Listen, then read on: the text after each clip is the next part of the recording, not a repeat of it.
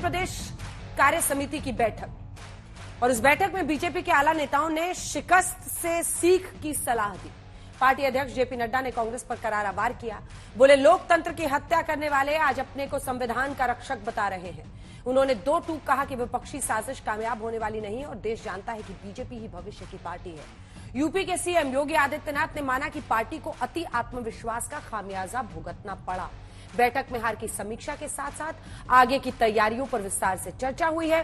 कई खास मेहमान राकेश त्रिपाठी, राष्ट्रीय प्रवक्ता बीजेपी के, सुनील सिंह यादव प्रवक्ता समाजवादी पार्टी के, सुप्रिया श्रीनेत प्रवक्ता कांग्रेस पार्टी की, अनिल दुबे प्रवक्ता आरएलडी के हमारे साथ जुड़ रहे हैं। एमएच खान साहब हमारे साथ पॉलिटिकल एनालिस्ट के तौर पर जुड़ेंगे, लेकिन सबसे पहले ये रिपोर्ट।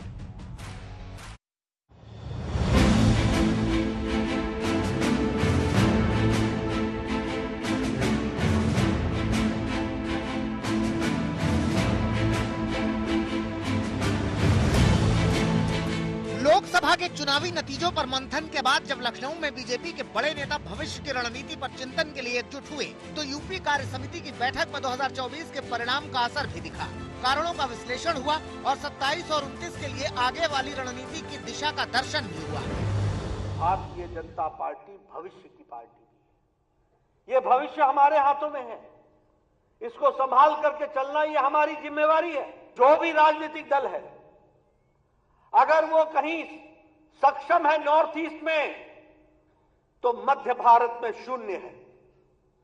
अगर कोई सक्षम है उत्तर भारत में, तो वो दक्षिण भारत में दिखने को नहीं मिलती है। अगर वो सक्षम है पश्चिम भारत में, तो पूर्व में उसका नाम लेवा भी नहीं है। ये अकेली भारतीय जनता पार्टी है जो पैन इंडिया पार्टी है, अखिल भारतीय पार्टी है, हर जगह है।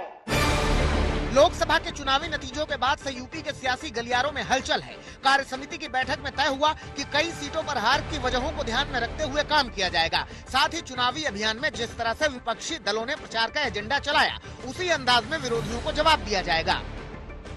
तो अति आत्मविश्वास कहीं न कहीं हम लोगों को जहां चोट पहुंचाने में, उस विश्वास पर खरा उतरने में, उन अपेक्षाओं पर खरा उतरने में, जहां कहीं न कहीं उस विश्वास पर कहीं न कहीं चोट पहुंची, वहीं साथ ही साथ जिस विपक्ष ने चुनाव के पहले हिम्मत हार करके बैठ गया था, वो आज फिर से उछल कूद करने का कार्य कर रहा है।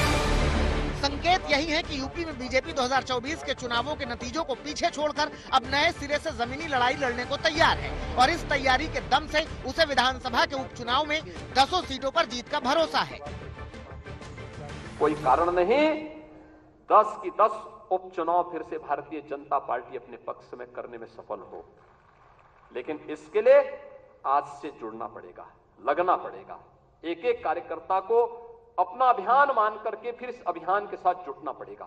कार्य समिति की बैठक के साथ यूपी बीजेपी का विजन साफ है। साथ ही हमला विपक्षी दलों पर है, जिसका असर प्रस्ताव में भी साफ दिखा। बीजेपी कार्य समिति की बैठक में पारित प्रस्ताव में राहुल को हिंदू विरोधी कहा गया कि राहुल सत्ता में आते तो हिंदू बोलने पर प्रतिबंध लगता। एक हाथ में संविधान, दूसरे में समता का निशान लेकर चुनावी तैयारी की जाएगी। छत्रपति शिवाजी, ज्योतिबा फुले को पथ प्रदर्शक बनाकर पार्टी आगे बढ़ेगी। कार्य समिति की बैठक में राहुल पर हमला हुआ तो प्रदेश अध्यक्ष भूपेंद्र चौधरी ने अखिलेश यादव को नसीहत दे डाली। अखिलेश यादव जी, मैं आपको सावधान कर रहा हूं कि कांग्रेस भस्मासुर है और बहुत ही जल्दी आपको ठिकाने लगाने का काम करेगी। कांग्रेस की नजर में आपके मुस्लिम वोट पर है। कांग्रेस की सोच और उनकी कार्यशैली, लोकतंत्र की कोई गुंजाइश नहीं है। कांग्रेस का एक इकोसिस्टम है जो हारने वालों को जीता हुआ बताकर जीतने वालों पर प्रश्न खड़े करता है। और यूपी बीजेपी अध्यक्ष के इस बयान पर जवाबी हमले में देर नहीं लगी। भूपेंद्र चौधरी जी, आपने अपनी कार्य समिति की बैठक में नड्डा जी को क्या सिर्फ इसलिए बुलाया है कि आप अखिलेश यादव जी को सावधान कर सके? क्या देश में हिंदू मुस्लिम वोट बैंक की बात कर सके, या आप अपने कमजोरियों का मंथन करने के लिए बुलाया है? सच बात यह है कि आप लोग ट्रैक खो चुके हैं। सच बात यह है कि अग्निवीर जैसी समस्या का आपके पास कोई समाधान नहीं।